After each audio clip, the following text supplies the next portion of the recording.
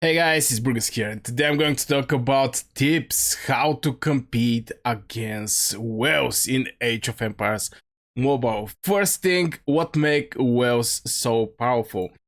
For the people who don't know what whale means, since it's actually an animal, uh, that is an animal that's used as word in the game. Whales is people who spend decent amount of money in the game, and of course, there is also Krakens that spent a lot of money in specific game. So, first thing first, how what makes the whales so powerful? And the main thing is heroes, troops, everything. Currently, I have Miyamoto just 3-star. Maybe this is the budget one for me. But for example, a whale can have it 5-star and having even the was star open it. Increase the activational chance of moment of Yui by 3%. All these benefits, all these small or big benefits, the whales can have it. For example, I have this ring that deals might damage to the enemy troop with some percentage. The whale may actually have this one that is going to also inflict burn. It's going to put silence on my commander spells. All these advantages on the battlefield you can clearly see. And this is actually separate a lot whales from the rest of the players. I'm going to give you also one example, and this is also about the troops where the whales can actually shine. By what currently I'm tier 5, my HP, my health is like 86. I'm just going to point health since it's absolutely the same for all the 4 troops. And Wales is going to have tier 7, which is 146. So you see that huge difference in everything. So how you can actually compete against this, and one of the ways is actually avoiding the fight. So how to avoid fighting with whales? Now, one of the first thing is if you cannot beat them, join them. Now this may sound strange because currently the video is is basically how to compete against whales, but if you want to compete with whales, you need whales on your side also, because with no whales, the competition is becoming extremely hard. So one of the ways is to avoid them and just join an alliance where there is a whales. You're going to get tons of benefits starting from the gift. As you can see, I get so many advanced chests. I'm a low spender, to be honest. Currently, I actually stopped spending any kind of money in Age of Empires because just because I'm in strong alliance. So being in strong alliance is going to generate you tons of rewards. Way better if you're in the weak alliance. So put effort in your castle, get this power, get these researches, power up specific hero, go with single troop, for example, and one very strong legion, so you can somehow shine as a free-to-play player. And the first thing is basically try to avoid whales. Now in fights, better stay away and to not get your castle burned. This is the number one thing that I can actually suggest. Can teamwork counter high spenders? Now, this is absolutely good question, and I think yes. I think teamwork can actually bring the numbers on the battlefield, and even though that the whale is hard to get killed, if you have enough troops outside, you're going to have better results, better chance to actually defeat a very strong defeat spenders in general, very strong spenders. It's like, for example, currently I have struggles with this thing in my exploration mission, and currently swordsman, but when it's marksman and I'm main swordsman, I have problems there. And the moment I bring more legions, I have no problems anymore. So yeah, the numbers on the battlefield definitely matter.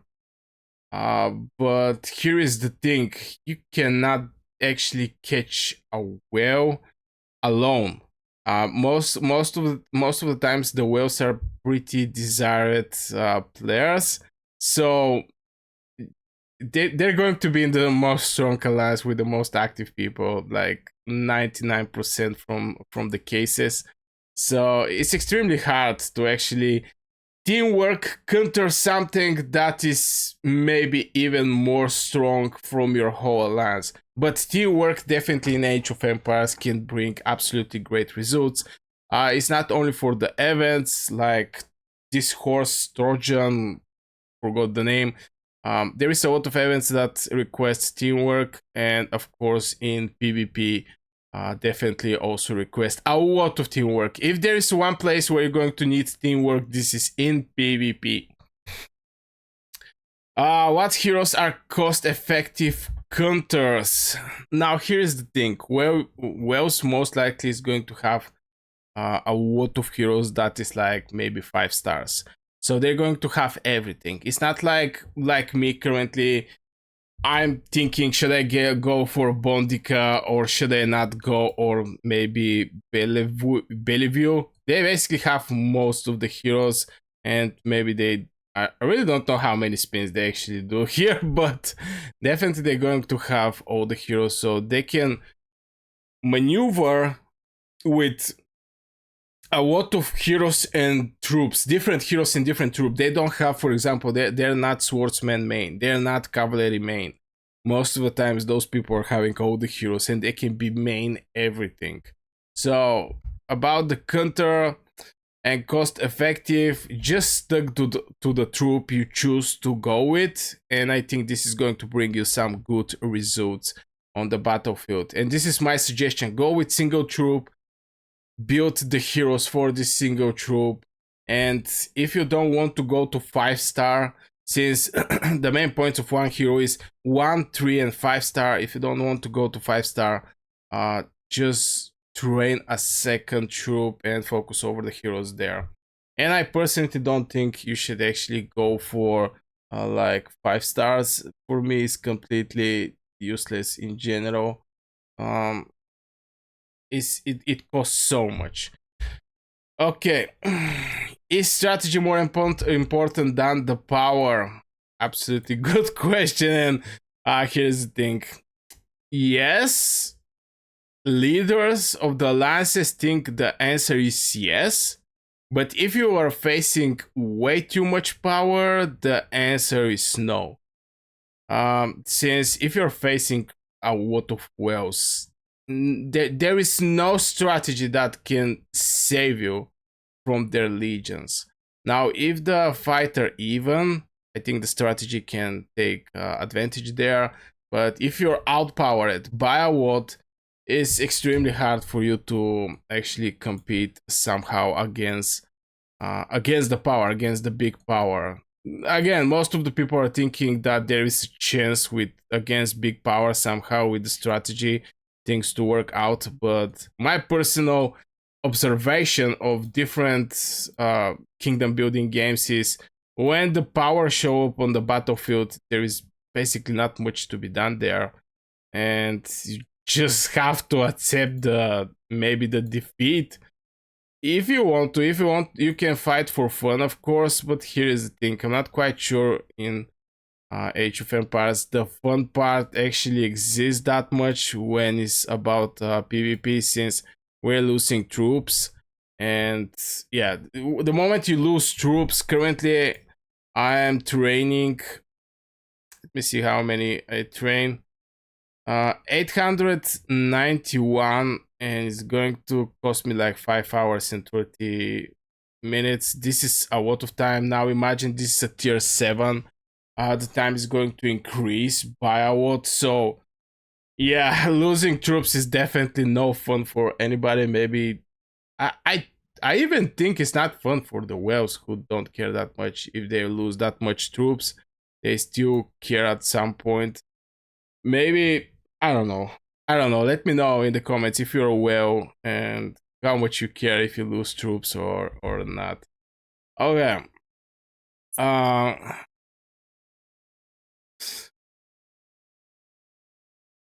what about the events? Is there in Wales' favor? Now here's the thing about the events.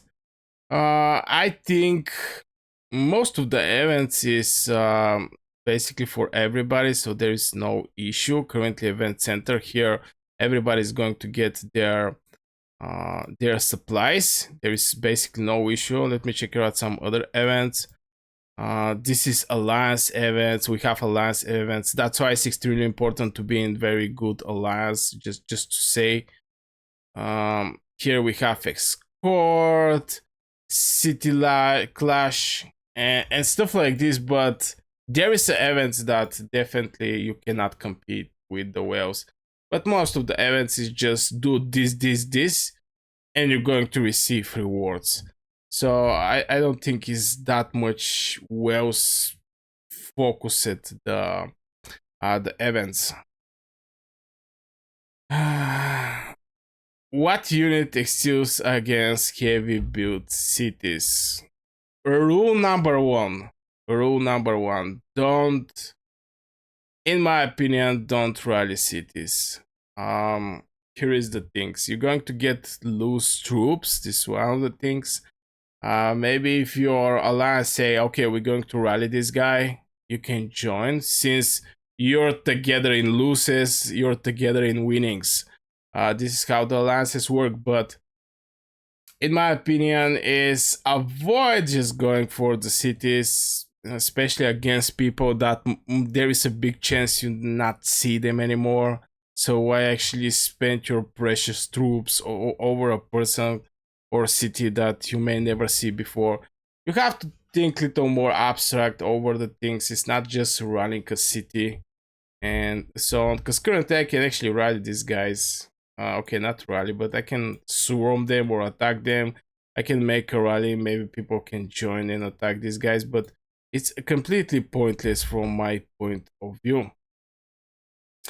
How to negotiate with alliances. Now here's the thing about the negotiation is you're going to take their rules if they don't need you. So when you don't have leverage to do the negotiation, well, you have to accept their rules, especially if this put your alliance and people in your alliance cities in danger. But in general, if you have a leverage, you can actually negotiate. I don't think that much, but you have a field to talk at least and discuss how the things will be. So, so this is I think this is my tips. It's more than 5 tips for competing against Wales in the Age of Empire Mobile. Let me know in the comments your personal opinion and how do you feel the things. So yeah, wish you great day, and yeah, don't forget to like, subscribe, become a member if you want, and see you in the next video.